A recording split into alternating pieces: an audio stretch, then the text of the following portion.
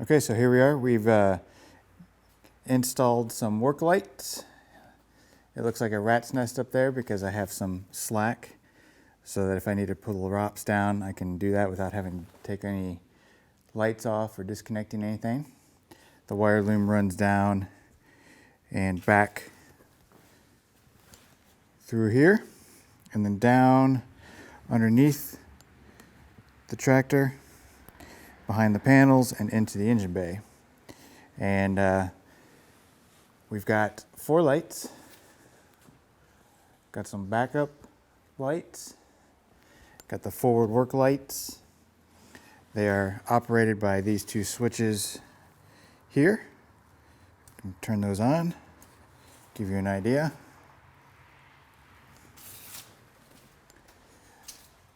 Very inexpensive, a lot cheaper than what I thought it was going to be. Turn those off.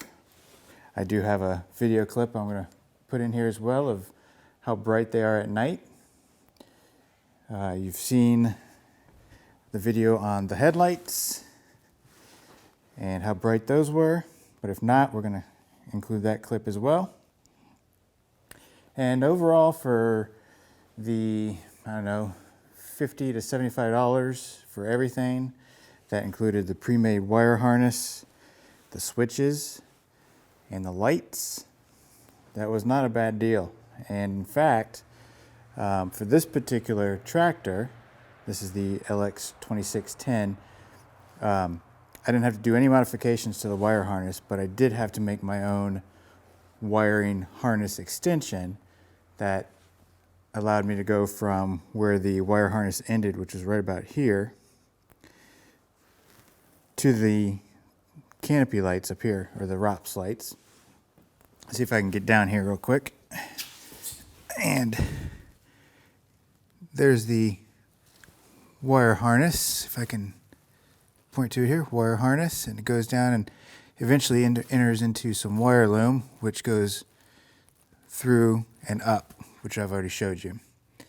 So that's basically how I've routed mine.